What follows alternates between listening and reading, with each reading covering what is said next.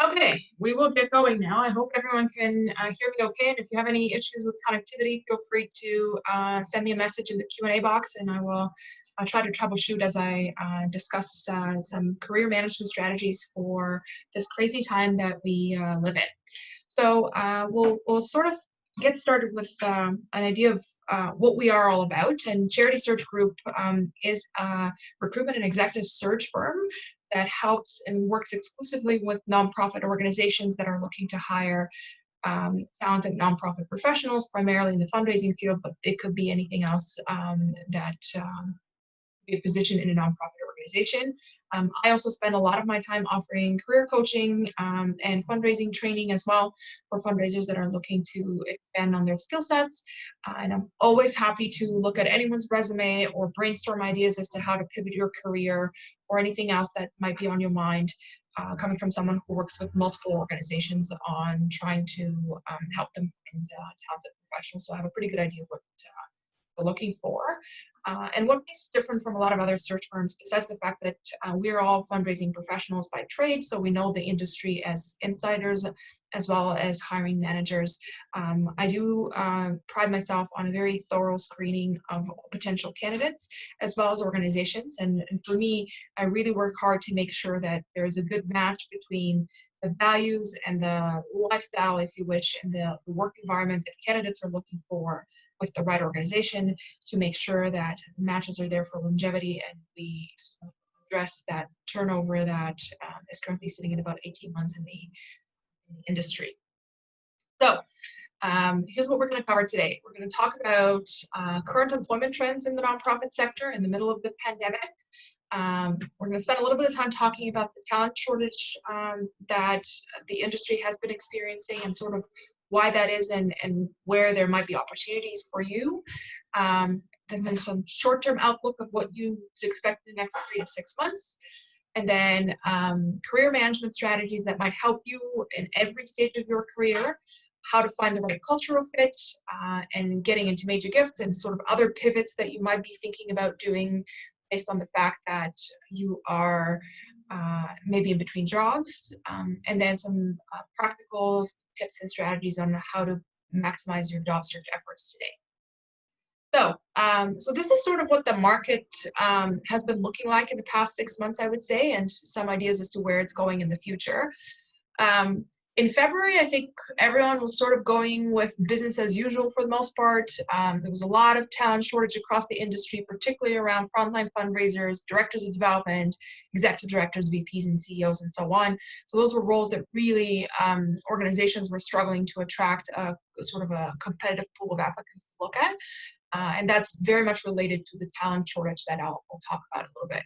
Then once we hit to April, there was a pause and sort of everyone was in this wait and see mentality. Well, there was a lot of hiring freezes. A lot of organizations were doing layoffs, particularly in smaller and those who didn't have long-term government funding. And then few organizations were still hiring and there was a lot more people on the market experiencing varying levels of anxiety. In June, we saw a lot of layoffs and furloughs for organizations that realized that this wasn't going to be over in about 2 months. And they started to sort of pause a lot of their staff for most of them 3 to 6 months. And then sort of this is where we started seeing things towards the end of July and that early August where there was some hiring, but then the hiring process was a lot longer. Onboarding was virtual, which various organizations had various levels of comfort with it. And then there was a pivot into new skill sets because as organizations were trying to figure out how to raise funds differently in a virtual environment, they realized that they may not have had the skill set and the talent that they had in-house and started looking for specific targeting hiring here and there. What we're currently seeing now in August is a return from furloughs for some individuals. There are also a lot of long-term terminations for organizations that are just folding their operations to either a pared down level or altogether. And then there is also at the same time renewed hiring, particularly for senior level roles. So we're seeing a little bit of a glimmer of hope and light at the end of the tunnel in terms of organizations going back to planning and filling positions that may have been vacant for a while. Unfortunately, they're not doing that with a lot of entry-level roles that really making sure that they don't have any gaps at the senior level roles, and then sort of waiting and seeing what to do with the more junior level.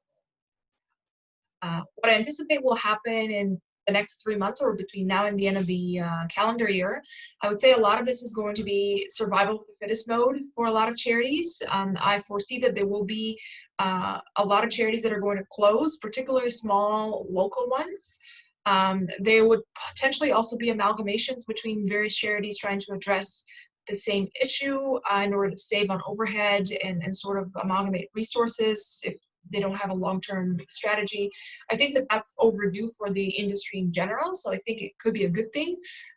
It's unfortunately never an easy process, and when you have to do it under duress, so to speak, it might be a bit challenging. And then I think there's also a lot of organizations that are shifting their focus and strategy and sort of looking at adjusting their operations and revisiting their fundraising plans and trying to figure out how to survive and what is still important to offer in terms of services, what is not, how much fundraising they need to be doing, and sort of really reevaluating. So a lot of planning and a lot of strategy currently happening at the senior level. So now I want to spend a little bit of time talking about the talent shortage in the industry so that then we can focus on how that fits in your career management. So as you probably already know, one of the main reasons why there is a talent shortage in the industry is because there's no dedicated talent pipeline. This is something that we have been experiencing in the nonprofit sector for quite a while, where no one goes to university to become a fundraiser, and so therefore there's not a natural feeder of new talent coming in every year to sort of feed through the ranks, if you wish. I know that there are some college programs here and there, and they've had varied levels of success. And I think one of the thing that happens with a lot of them, particularly for individuals that go through it, is that their expectations is this is going to get them a more senior level role in nonprofit organizations. But unfortunately, the nonprofit sector doesn't have a good track record and experience with those professionally trained and from an education perspective. So they are less likely to take a chance on them into a more senior role. So a lot of them end up in the same entry level role they would have gotten if they had gone to any other university program. There's also been quite a bit of growth in fundraising over the last 20 years or so. So there are a lot more charities and more fundraisers within each charity. So that's created sort of a vacuum of talent because there historically have not been as many fundraisers and as many charities, and now it seems like there's a charity everywhere that's looking for a director of development, and that's created quite a bit of vacuum for talent.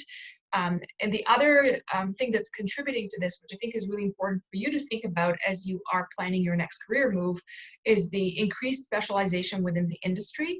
So as the nonprofit sector has become increasingly professionalized, it's also fundraisers have become increasingly specialized in particular fundraising vehicles. So we have a lot more plan giving specialists, for example, now than we did 15 or 20 years ago, where someone was equally likely to work on plan gifts, direct mail, and the occasional major gift. And now all of these areas sort of function independently, and the skill sets that go with them have matured a little bit, and so they're not as easily overlapping.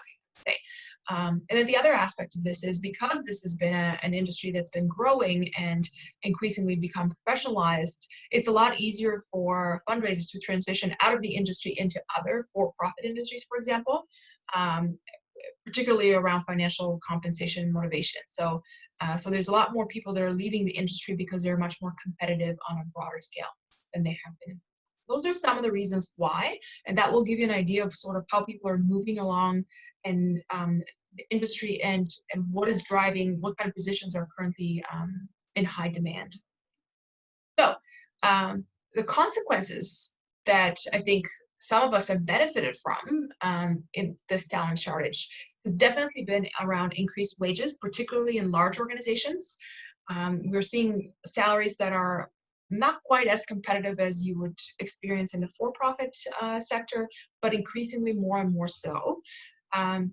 The retention issue and the turnover of staff, particularly around frontline fundraisers, is a direct result of the talent shortage as well. There's a lot more positions out there, so when fundraisers experience difficulties, they're much more likely to just find another job because there are many jobs available. And then the gap between smaller and bigger charities is becoming wider and wider. So depending on how much you can afford to compensate someone sort of dictates the type of talent that you can get and how long you can keep them, which directly impacts your fundraising results, which directly impacts your ability to attract talent in the future, and sort of that vicious circle creates a bigger and bigger gap over time. Um, and currently it's a job seekers market, so there is a lot of hopping around and a lot of fundraisers are looking for something very specific before they decide to make a move. So if your organization has characteristics that make it unappealing to candidates, there's not a wide variety of people who are flocking to it. How does all of that come into effect with COVID? Well, what we saw was tremendous fiscal restraint on behalf of charities, particularly those who were heavily exposed in the event fundraising space. And those who are planning big fundraising galas in the spring, all the charities that have any number of walkathons, marathons, rides, etc., golf tournaments, those kinds of fundraising vehicles were the ones who really were sort of very, I guess, unpleasantly surprised by the amount of stoppage on all kinds of events. So when it came to layoffs, the people who got impacted the most were junior staff, administrative staff, event-based fundraisers, any sort of more complex organizations that had satellite offices, particularly if they didn't have a long history of those, started to pare these down a little bit in order to be able to conserve a core number of staff a little bit more longer term. Definitely hiring freezes a lot. We saw that with I was recruiting for roles that were sort of final stage of an interview where they were about to make an offer, and then all of a sudden March happened and it paused everything. And then the people who are hiring, in other words, your senior leaders and your hiring managers, are also the ones who are planning for contingencies, emergencies, how to bring people back to work, how to get people working virtually, and all that. So they're preoccupied with everything else. So they just didn't have time to dedicate to hiring, even if they had the budget and sort of the positions that they needed filled. So that's been going on for a while now, and I think that this is probably going to continue to be the case for some things, particularly in the next 3 to 6 months. So where are we headed? Well, we're already seeing a little bit of thawing of the hiring freezes that we saw 3 months ago, particularly because September, October, and November have always been very strong hiring months, particularly in large charitable sectors as well. And so we are seeing more and more positions come up at that point. However, most of them are at senior levels. So that's the other thing, I guess. It's the worker bees and the roles that are a little bit more entry level that are just not available right now. And then there's been a slow shift and a pivot for new skill sets. So the increased emphasis on digital has, I think, been slowly getting traction in the nonprofit sector over the last 5 or 10 years, but not nearly as much as quickly as it should have. And now finally we're getting to the point where organizations that are hiring are really looking for very much tech savvy and candidates who have a lot of experience and interest in the digital space. So I think that's increasingly going to be the case in the future as well. And when I say digital space, I mean anything from direct marketing with a digital component to it. So social media marketing is part of that, SEO, as well as data and analytics and data science is another aspect of it. These are all fields that are going to be growing for the next little while, I would say. And short term, there's an increased competition for some jobs, particularly jobs that have a more traditional feel to it. So if anyone were to post a role, for example, for an event manager right now, there will be a lot of competition because there's a lot of people on the market with that skill set, for example. So those entry level and specialized roles that may have been impacted because they're not able to do that kind of fundraising right now, the moment these kinds of roles start coming back, there's increased competition for them. But there's an even greater talent shortage for senior leadership roles at this point.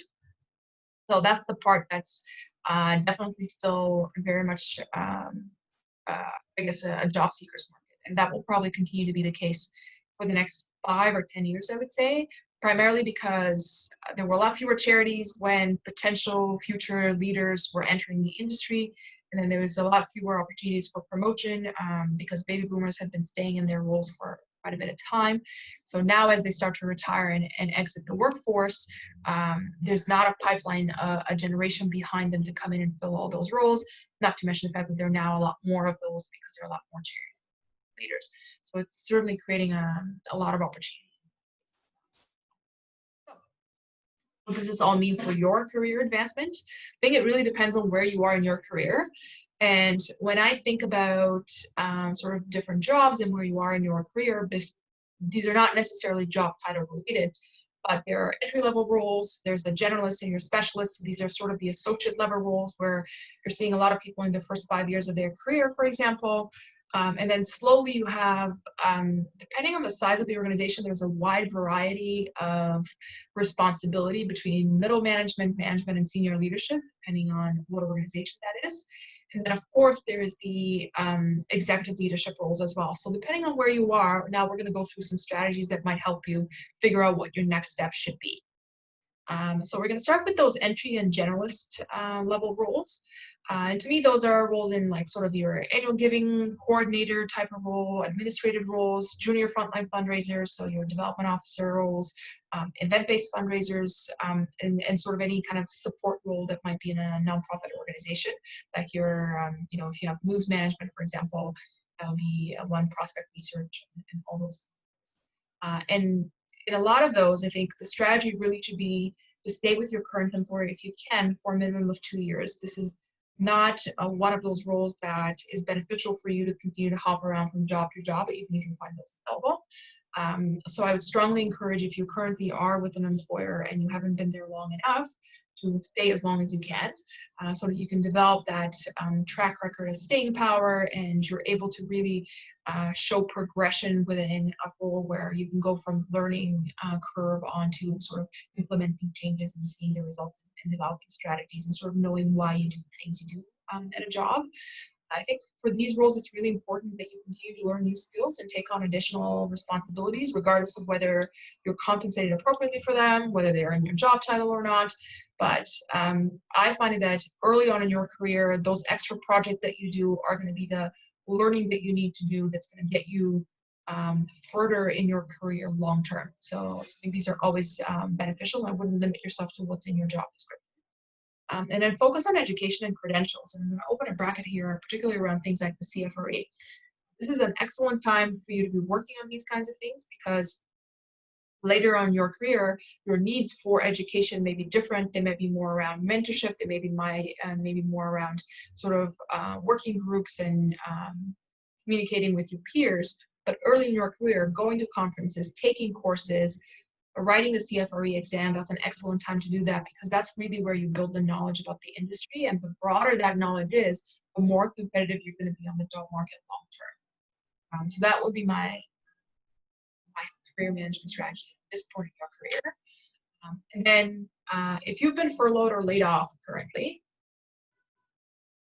what I would do is really focus on engaging in some career planning and identifying your long-term vision. So under normal circumstances, when someone loses their job, my thought always is, you want to get back on the horse, start applying for jobs right away, don't have a long gap on your resume. But now you have an easily explicable gap on your resume, so if now it's the time and you can, take some time to identify your long-term vision.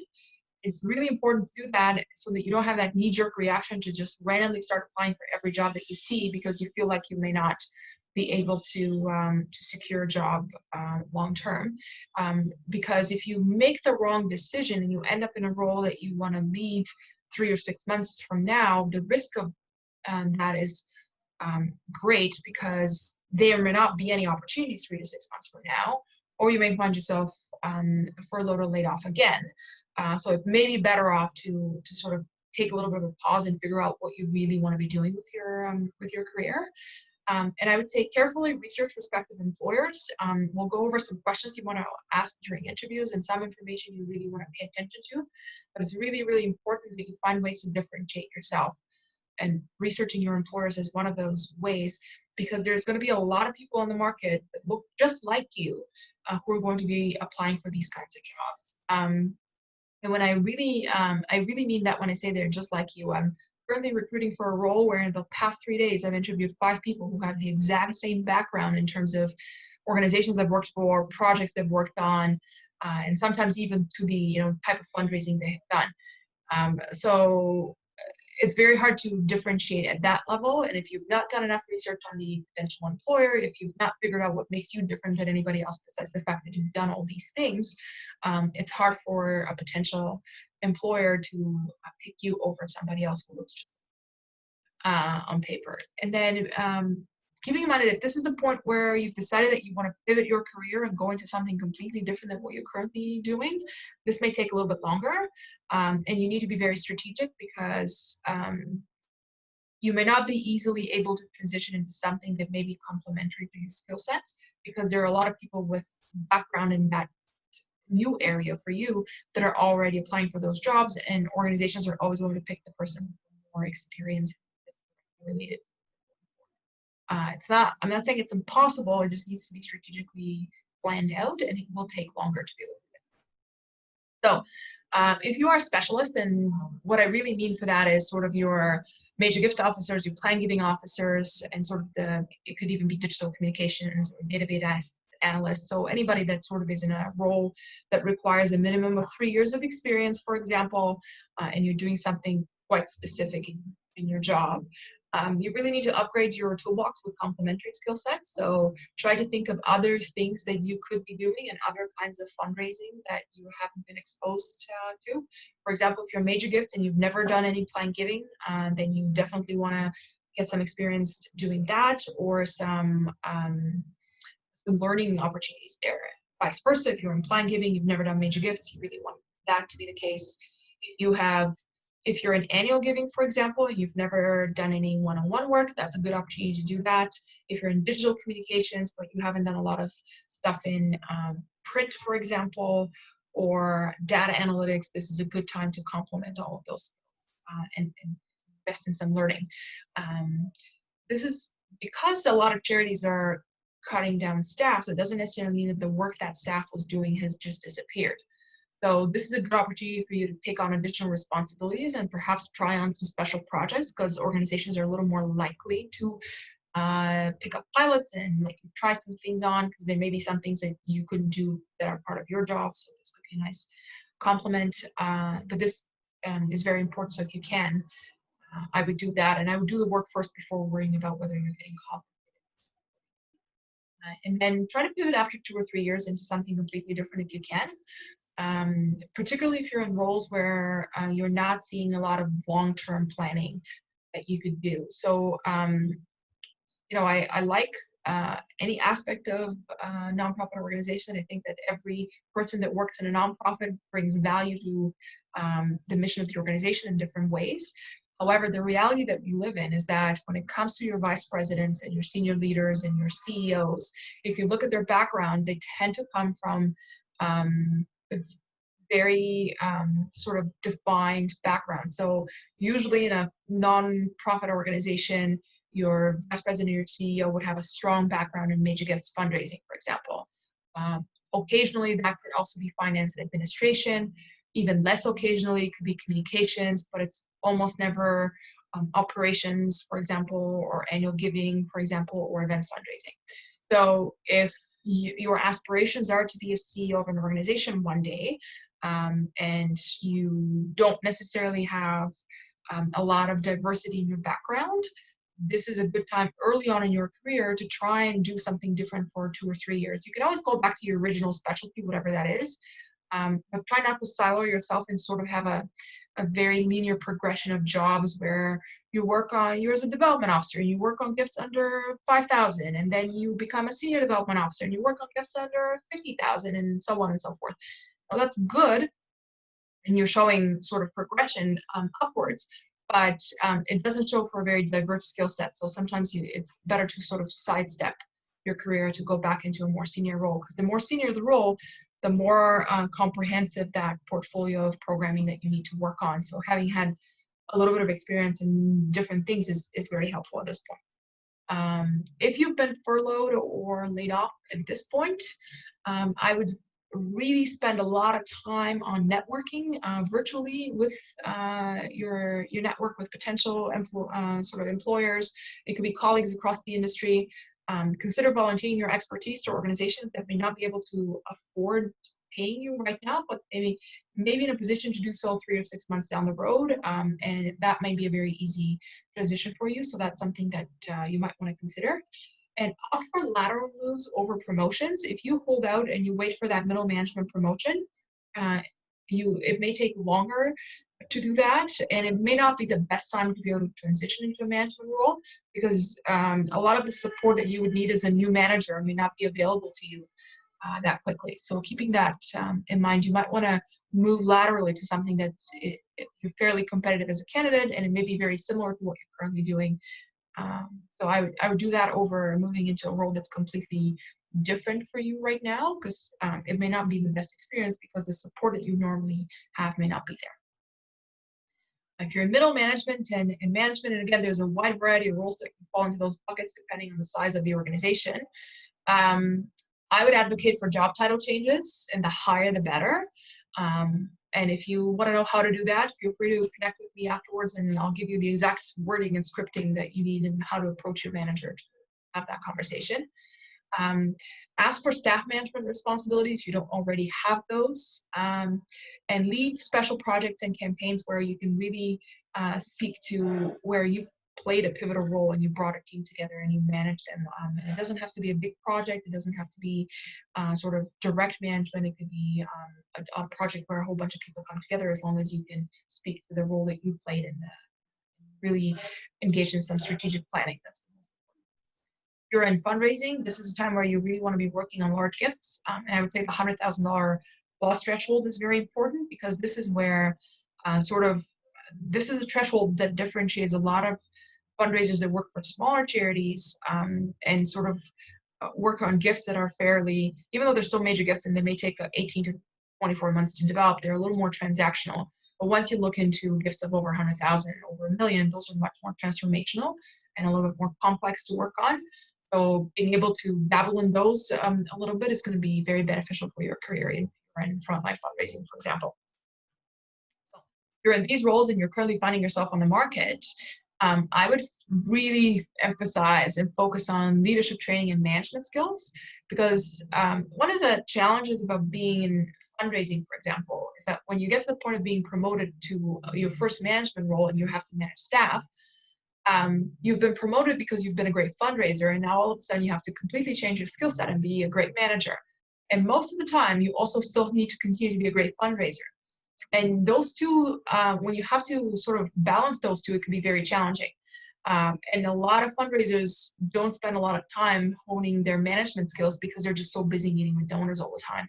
If you have a little bit of time, I would spend some time reflecting and really investing in some training on your leadership and management skills, because you're going to need these long term.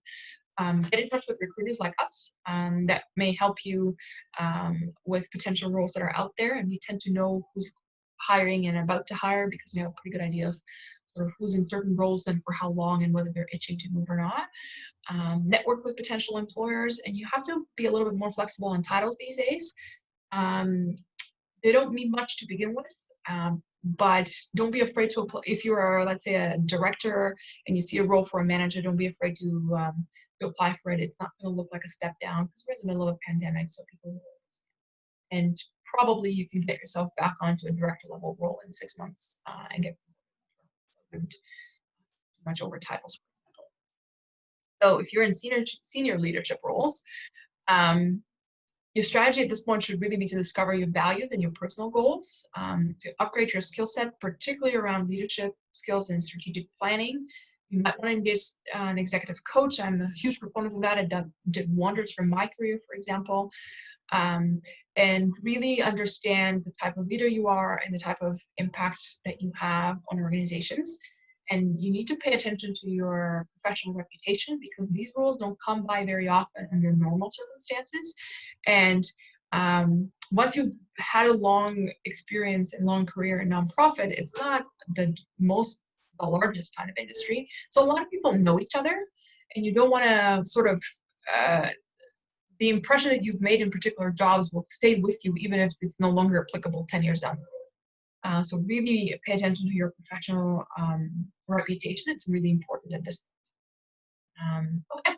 Then, as I already talked about, professional reputation and sort of organizational culture and change management is another skill set that's really important. And that's one that almost every organization that I'm working with who has hired an executive director or a CEO or a president um, is looking for someone who's going to be able to shift the focus or develop a new strategy or move the organization into new heights and keep growth, if you pivot into something different in terms of service. So having had that experience is really important. So working on those skills, I think, would be what I would do if you're at that stage. You've been laid off, and we haven't seen that many layoffs in this particular um, types of roles, but if you have, networking is going to be really, really critical. Again, professional reputation, you have to be a little bit more flexible on salary, I would say. And this is going to be a long-term strategy. Usually what I find that when people are in between jobs in senior leadership roles, they take a lot longer to take up a new role than someone who's a development officer, for example. Partially because those kinds of roles are fewer, but partially also because it takes a little bit of time to transition both mentally and professionally and change gears from one type of organization. So it takes a little bit of time. And also I would be prepared that if you're going to be interviewing for some of these roles, the hiring and the recruitment process for senior leadership roles is very drawn out. So it could take months. It could take anywhere from 3 to 6 months. So it may look like you're in the market for a long time, but potentially you could have had an interview that you end up with an offer. It's just the offer is going to be. All right. So now we're going to talk a little bit about how do you move up within an organization, COVID related or not. Timing is going to be really important. Like if there are no positions available, it could be the case right now. Will they be available when you need them is something else you need to keep in mind. So you have to decide for yourself when you need to move up. So is it going to be in the next 3 years, or the next 5 years, or the next 3 months? The good news about a lot of the layoffs that have been going on is that if you work for an organization that has gone through this, and there may be more vacancies in terms of job titles that you might be able to advocate for. So you could still get that promotion, and even if financially may not get you there as quickly, at least job title you can advocate for. You need to focus on finding mentors and champions within your organization. Almost always, if you want someone to take a chance and promote you within your organization, it's important to have a number of people in the organization advocating for you. And that sort of puts you in that sweet spot where you get the promotion without the job even being posted and you having to compete with external candidates that might look a little bit more. So focus on getting some mentors and champions internally, and those could be 2 different people, it could be the same person. Again, ask for promotions, raises, and job title changes when you can, and you have to be bold about it. But it's really important that you also don't make ultimatums. So I don't know anyone who's ever had a great success with going to their employer and saying, you need to make me a director or I'm going to look for another job. And most of the time what happens is if they make them a director, then the expectations become higher, and then all of a sudden that person is overwhelmed because now they have much more aggressive goals to reach without necessarily having anything else change about their job. And so they continue to be unhappy and still end up finding a job somewhere else. If the employer says, no, go ahead and find yourself another job, they might do that. And then what happens is 3 months down the road, you may see that promotion that you were looking for being posted as a new job because they realized that they hired someone at that level anyways. Experience. So it never really works out to give people guidance. I think you have to advocate for yourself on a consistent basis. And you need to take risks sometimes. So if there is a parental leave replacement, or if there's a short-term contract or a special project, you want to take up those opportunities and take some risks because that's where you're going to be a little bit more competitive as a candidate if you are trying to get promoted up, I would say. And I wouldn't be afraid to do that because I'm yet to see an organization that someone is on a contract and is doing a really good job and their contract ends and the organization says, oh, okay, well, sorry. Most of the time, if they're really happy with the candidate, they do bend over backwards that they're able to retain that candidate in some shape or form. And you also need to know when it's time to leave the organization. The last thing you want to do is to stay at an organization for too long and become a disgruntled employee. That usually poisons the environment for everyone and actually makes you not very competitive on the job market, because when you interview, emotionally you're not over what's going on and you're really angry at your employer, and that comes through in interviews very easily. So if you're trying to figure out whether you should stay with an organization or you should go, these are some of the things that I would consider. First off is, like, do you actually like the work that you do? Do you like the people that you work with? And do your personal values align with the organization's values? In order to understand that, you need to figure out what your own values are. And are there opportunities for advancement, short and long term?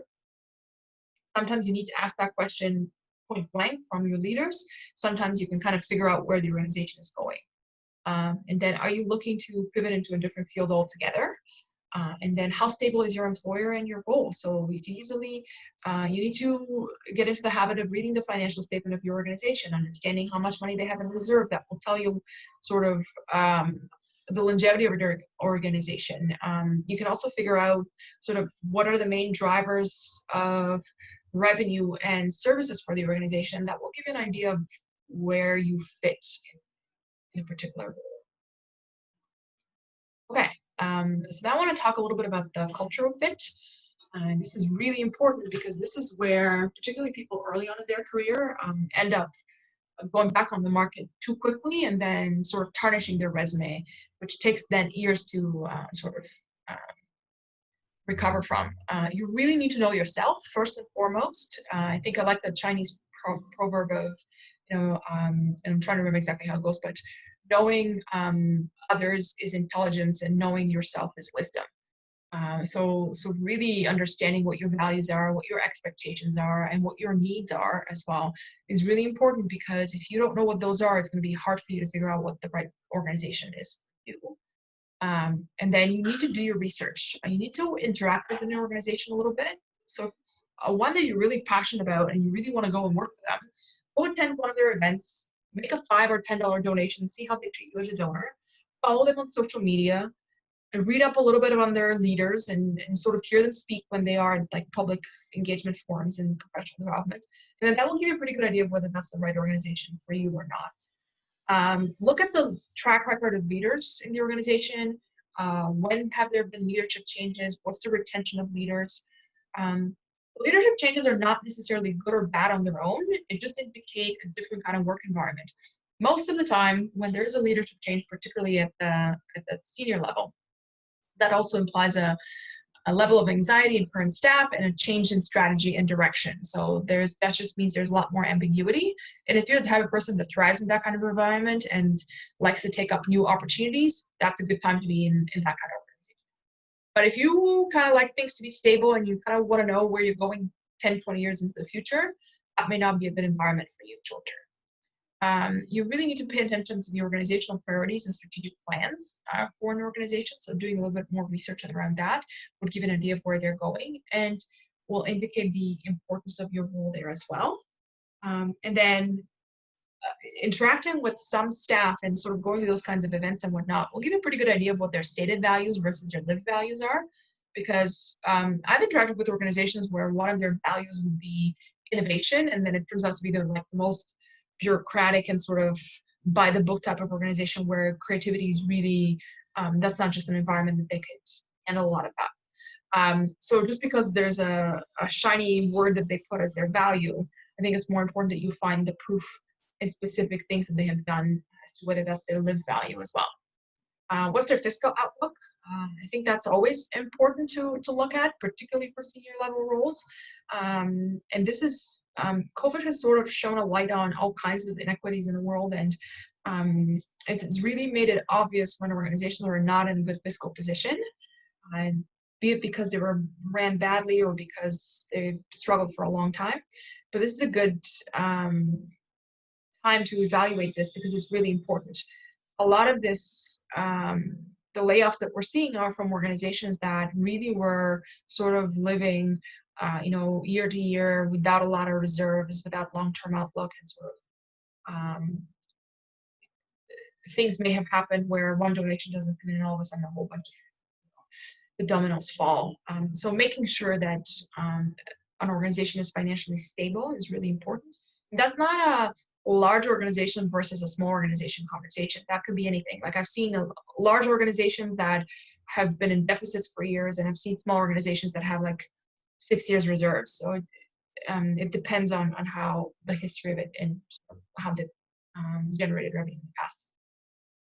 And then the last most indicative process, I think, for this is how are they treating you during the recruitment process? That usually tells you a lot about what you need to know about an organization. So are they getting back to you on time? Are they giving you feedback? And all of that, I think, is going to be important. Are they personalizing a lot of their communication? That kind of stuff. I would pay attention to that. Okay. And then here's some interview questions to ask. I'm not going to spend a lot of time here because I want to leave some time for questions. But the number one complaint I usually get when I debrief with clients who've interviewed candidates is when the candidate doesn't ask a lot of questions or asks like procedural questions like, when am I going to hear back? So the interview process should be a two-way street, even in the middle of a pandemic. So you should be asking, I wouldn't say as many, but just as important types of questions as potential hiring managers asking of you.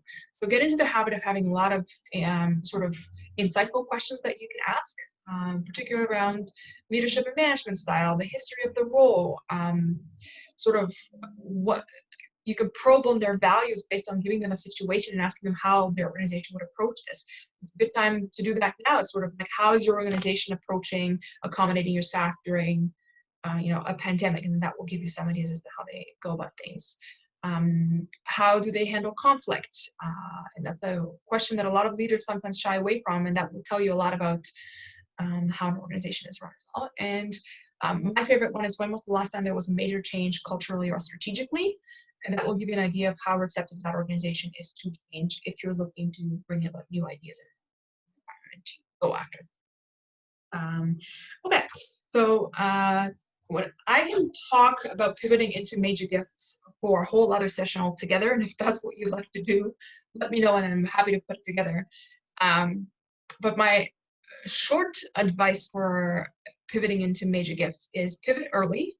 It is very, very difficult for someone who has spent a lot of time in their career working on some other aspect of fundraising, have gotten to a very senior role, and now they want to move on to major gifts at the same seniority. That just almost never happens, and it's very difficult because they feel like they're taking a step back in their career. So if you can pivot early, if that's a role that you're interested after, I would say if you're given the opportunity between being, for argument's sake, the manager of prospect research and being a development officer, and you eventually want to be a development officer, go for and work in major gifts. Go for a development officer, not necessarily get promoted into a management level, because you're just not going to be able to pivot later on. It's going to be much harder. Try to pivot within your organization first before you start applying for roles. It's much more difficult for someone to take a risk if they don't know you. You're not as competitive most of the time. So if you're currently doing one role and you want to do something completely different and you don't get the opportunity to do that within your organization, it will be a lot harder to do that somewhere else. Focus on the skills that are needed to be a major gifts officer, and not really so much about sort of the shiny aspect of it. Really understand sort of what kind of skill set a major gift officer has and what that means.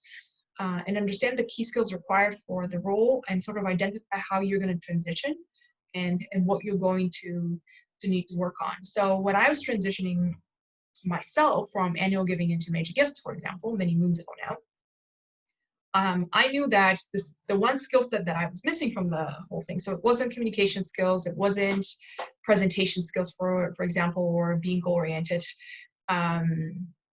Yes, this webinar is being recorded. So it wasn't that. Well, the issue was that I did not have experience working with donors face-to-face. So I knew that was the one thing that I needed to focus on. So I started specifically working on getting more opportunities to work with donors one-to-one. For others, it may be something else. Maybe you've had a lot of opportunity to work with donors one-on-one, but maybe you haven't had an opportunity to do a lot of proposal writing, for example. So then that gives you an opportunity to figure out how you're going to transition. I would focus on that a little more and identify your transition. So the next thing we're going to talk about is, we already covered all of this, but a couple of things. Or you're going to mentor if you're going to want to get into major gifts, and one outside of the organization sometimes helps. And gift amounts really matter even within major gifts. So it's not the same thing to be working on gifts of $5,000 as it is to work on gifts on $500,000. And if at any point in your career you've been told it's all a matter of zeros, it is not. So if you're trying to transition into major gifts, don't go for roles that are asking you to work on gifts over 100,000. You're going to have to sort of do it in a step process first. The good news is that once you spend a little bit of time in one of those, you're able to transition fairly quickly. Okay, so I wanted to spend a little bit of time talking about this because I talk to candidates all the time, and I think this is the one fundraising subsector, if you wish, or fundraising vehicle that has struggled the most during COVID. And there's a lot of people on the market with two particular skill sets: in event management and then third-party fundraising experience. So I'm really talking about people who are working with donors who are fundraisers for their walkathon, for example, or they're organizing golf tournaments or galas, etc. I wanted to talk a little bit about how you transition those skill sets, because this is not a part of the industry that's going to recover as quickly as the rest. So if you're committed to being in the event space and you currently find yourself on the market, you're going to be on the market for a while, because those kinds of roles are just not coming back. They're not going to come back short term. And when they do, there's so many people in the market with that skill set, it's very competitive to get roles. So if you're looking to pivot your experience into another aspect of fundraising that may be hiring a little bit more short term, here's some things you got to keep in mind. Stories are really important, and you need to focus on the stories of work that you've done with individuals. So I find it when I interview people with a lot of experience in events, they always talk about sort of the hoopla of the event. Like, we worked on an event, we worked on a hockey tournament that raised $35,000. That sounds great, but what's most important is within the work that you've done on that particular event, how many, who was your main fundraisers? How did you engage with them? Did you meet with them one-on-one? So what was your strategy there? What was the purpose of the event to begin with? So it really is about those one-on-one relationships that you need to work on and identify, rather than sort of talking about the end result of, I took an event that was raising $10,000 in year 1, and in year 10, it was a $100,000 event. That's awesome. But if you're not applying for event roles, that's going to mean very little to the people interviewing you. So you need to find ways to really talk about the individual stories. That same event, you can turn this around and talk about, I developed a relationship with a volunteer fundraiser who was so loyal to our organization that in year 1, they raised $10,000 from their friends and family, and 6 years down the road, they were committed as a major gift donor, they were committed as a planned giving donor, and they were raising $50,000 from the community, right?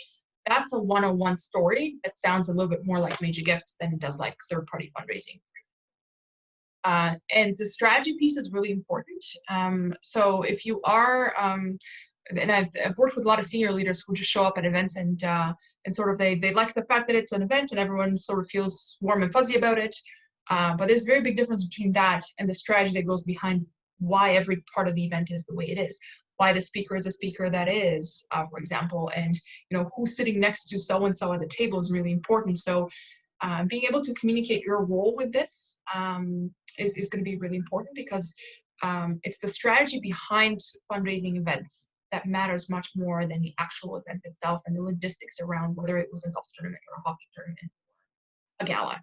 And you need to clearly identify your role and responsibilities, and whether you were leading the efforts, whether you were determining the strategy, or whether you were the person booking the venues, right? Those are very different skill sets altogether. So as a general rule, and I know that particularly women, when they interview, they tend to do this a lot. We tend to use the word we instead of I, because we want to appear humble, and it's not socially acceptable to brag. But when it comes to being in an interview, and when it comes to identifying your skill set, it's much more important to work on the I's than the we's. So focus on the things that you have done rather than the end result of what group effort was, because everyone knows that an event was not put together by one person. And then communicate your success. So communicate your KPIs and achieved results, and particularly around individual gifts and the largest gifts that were part of the event, and whether you were the one soliciting them or someone else was helping. Like, you really need to identify those, but it always sounds a little bit more tangible than just a general, this was a great event for the community. Okay, and I think we are, so this is probably the part where that you sign up for. So around job search strategies during a pandemic. This is what I would do, and this is, I think, what's most important right now. You need to research prospective employers, whether they're hiring right now or not. Really do your due diligence to find out a little bit more about them and their mission, and also focus on keeping track of who you're applying to, because you may get to the point where you're getting easily overwhelmed. And trust me, they're also overwhelmed because they're interviewing so many candidates that it's hard for them to give everyone sort of a proper time. So focus on researching and differentiating. Focus on quality over quantity of applications. So this is not a like throw spaghetti at the wall and see what sticks kind of approach. You're always better off to apply for fewer jobs where your application is highly personalized, you've done a lot of research, you've networked with people in the organization. Spending your time that way is much better off than sitting in front of your computer at 2 a.m. in the morning and applying for 50 jobs. This does not work. I can't stress this enough. I've mentored a lot of, particularly around recent grads, for example, they tend to look for jobs only online, and their entire strategy is based on just going on LinkedIn and like randomly applying for jobs. And then by the time you call them for an interview, they don't even remember applying for the job. This does not work. Focus on the quality, so fewer applications, but really personalized and well-researched employers. And then particularly right now, it's really important that you sort of develop an array of different job search sources that you're looking at. So it could be like you could expand your network on LinkedIn, because a lot of times organizations would not want to post a job on LinkedIn because it's very expensive to do so. But people that work at that particular organization may promote it on LinkedIn on their channel, following some organizations or some people in the organization. But besides that, again, because a lot of organizations don't have a ton of money to spend on promoting jobs right now, they're not going to post a job on 5 different websites. They might only post it on one. So you want to make sure that you look on all 5, for example. But again, most importantly, you don't focus your efforts on only one kind of job search strategy. You need to focus on what I call online versus offline strategies. So connecting with people on a consistent basis, even virtually, is going to be really important, because that will get you some insider information there. And then you need to have your elevator pitch perfected. Right now, it's very difficult for people to talk about what's going on. No one likes to talk about the fact that they've been let go from a job. So you need to figure out how you're going to express that and what happened, exactly where you are in your process and why you're looking for a job right now, whether it's because you have one right now but you don't like it, whether it's because you got furloughed and you don't see the sort of the long-term return to work, whatever the case is. Figure out how you're going to explain that succinctly so that you're comfortable with the explanation, and therefore, when you give it, other people are going to be receptive as well. Then reach out to your network and let them know that you're looking. It's never been a better time to do that. I think back in the day, even I, as a recruiter, didn't really like when people would put a headline on their LinkedIn that says, you know, actively looking for new opportunities. But I think now it's a little bit different, particularly in this kind of climate. So you're probably okay to do that. But even better is for you to connect with individual people in your network and say, hey, by the way, I'm looking for new opportunities. I would appreciate you thinking about me next time you find a role in XYZ or you come across a role. And you just never know where those kinds of things are. Then upgrade your skill sets and stay on top of trends. Things are changing. So the type of stuff that traditionally has carried fundraising success in the past may not be what's needed in the next 5 or 10 years or so. So this is a good time for you to stay on top of what's currently going on, and really upgrade your skills. I can't stress that enough. There's a lot of free, some not free, professional development opportunities out there, and you want to take advantage of them as much as possible, because you may never be in a position where you can in the past. Okay. Now I'm happy to take up any questions. If you want, you can unmute yourself. If you want, you can put it in the Q&A box. I'm flexible. One of the questions I think I'm gonna start with is sort of the to get a CFRE or not to get a CFRE that I get often. I would say if you're in the first decade of your experience and you're looking long-term for leadership roles, I would say get a CFRE. Definitely. If you are in the last decade of your career and you already have had senior level roles, less important, I would say. Where CFRE is particularly helpful is when you are in a very specialized role and you're looking to get more of a management role next time, and you want to show that you have not only depth in one particular area, but also breadth in terms of uh, understanding of the sector in general. That's where the CFRE helps. The CFRE doesn't make you a specialist in any one particular fundraising area. It makes you relatively having a good knowledge of all aspects of running a nonprofit organization. So I wouldn't, just because someone has a CFRE doesn't mean that they're an awesome fundraiser, and vice versa. Lots of awesome fundraisers don't have CFREs. So I wouldn't focus on having it as an indicator of qualifications. I would have it as an indicator of sort of breadth of knowledge. And the other thing is also shows commitment to the industry. So if you don't have a long-term, so for example, if you transition from sales and you have like 3 or 4 years of experience, then that's a good time for you to work on your CFRE because that will sort of build up your street credibility nonprofit sector. So again, I'm happy to take up any questions, and if there aren't any, feel free to connect with me via email or via LinkedIn. I'm happy to take up any communication channel that works for you. And the one offer that I have for everyone today is I'm happy to sit and brainstorm with you what your career coaching or sort of what your career strategy should look like right now. Happy to review your resume, or like, my time is yours, use it as you wish. But if you connect with me at maria@charitysearchgroup.com, I'm happy to answer any questions that you might have and help out where and where I can. So take advantage of that, I would say. And if there are no more questions, close this. I will follow up with everyone and send you guys a recording. So if you wanted to go back and listen to something that you found particularly helpful, and wanted to go back to some of the slides, you'll get the opportunity.